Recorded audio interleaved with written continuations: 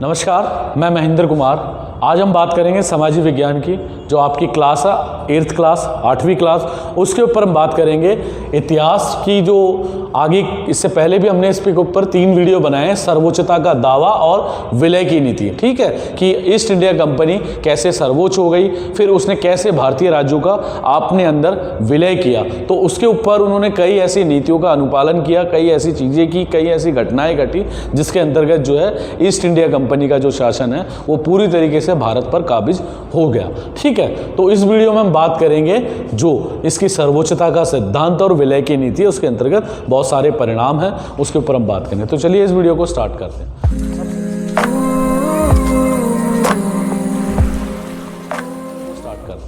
सबसे पहले हम बात करते हैं लॉर्ड हेस्टिंग की। लॉर्ड हेस्टिंग जो है अंग्रेजों का गवर्नर था, उसकी सर्वोच्चता की एक नई नीति शुरू की, जिसके अंतर्गत उसने ये कहा कि भारतीय राज्यों के अंतर्गत भारत को ये बताया कि अंग्रेजों की जो ईस्ट इंडिया कंपनी, अंग्रेज जो हैं वो सर्वश्रेष्ठ है और उनकी जो शासन व्यवस्था है वही शासन व्यवस्था विश्व के लिए अच्छी है और भारत के संदर्भ में सबसे अच्छी है। तो बाकी जो क्षेत्रीय राजा थे या भारत का जो राजा था उसके मुकाबले अंग्रेजों द्वारा बनाई गई जो नीतियाँ थी वो श्रेष्ठ मानी जाएंगी और अंग्रेजों की जो पॉलिसी हैं वो भारत में सर्वोच्च रहेंगी।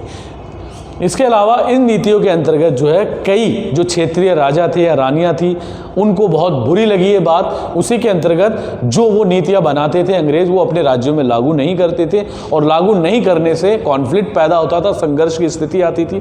उसी संघर्ष को जो है एक रूप दिया जाता था युद्ध का, और इसी युद्ध की स्थिति में कई भारतीय राजा जो है युद्ध को जो है स्वीकार करते थे, जिसमें किंतूर जो है कर्नाटक का एक राज्य है, उस समय की एक रानी थी, रानी चेन्नप्पा।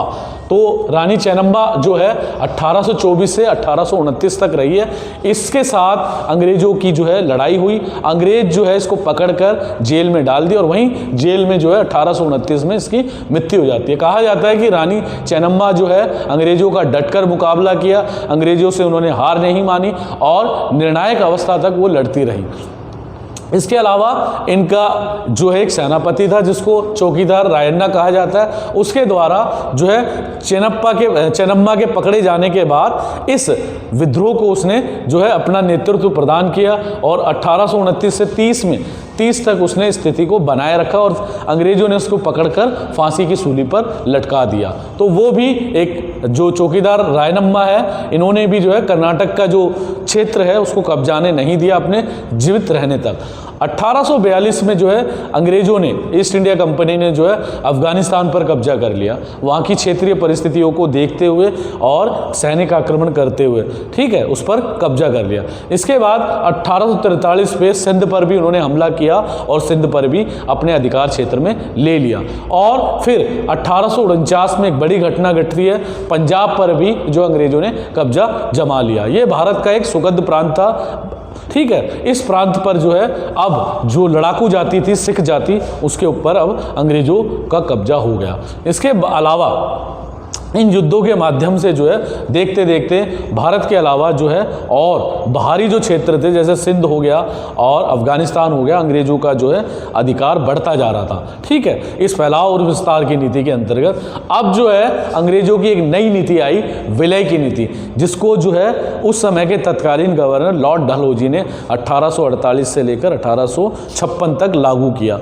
इस कालखंड में जो विलय की नीति थी, इस विलय की नीति का मतलब ये होता है कि ऐसा कोई भी क्षेत्रीय राजा जिसके बेटा नहीं है, लड़की है, लड़का नहीं है, यानी शासक नहीं है, तो उसका जो राज्य है वो अंग्रेजों के अधीन चलेगा, ठीक है, सहायक संधि के माध्यम से चलेगा। और उस नीति के अंतर्गत जो है ऐसी नीतियों को लागू किया गया जिसके अंतर्गत जो है क्षेत्रीय राजा परेशान होने लगे और उसी परेशानी का जो फायदा है अंग्रेजों ने उठाया और उनके राज्यों को अपने नियंत्रण में ले लिया। इसी के अंतर्गत जो है लॉर्ड डलहौजी द्वारा सतारा 1848, संभलपुर 1850, उदयपुर 1852, नागपुर 1853 और झांसी 1854 को हड़प लिया गया विलय नीति के अंतर्गत। और जो है क्योंकि इन राजाओं के बेटे नहीं थे, ठीक है, कोई उत्तराधिकारी नहीं था, तो उत्तराधिकारी ना होने की वजह से इन राज्यों को हड़प लिया गया।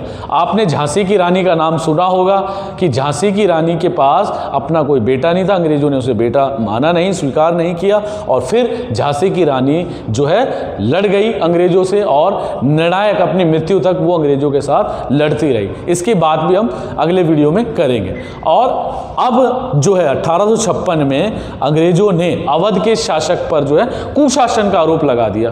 कुशासन का मतलब ये है कि अंग्रेजों को लगता था कि ये जो अवध का राजा है ये जो है शांतिपूर्ण तरीके से या हमारे मनमाफिक तरीके से शासन नहीं कर रहा, तो उसके ऊपर कुशासन का आरोप लगाकर जो है उसके राज्य को हड़प लिया गया।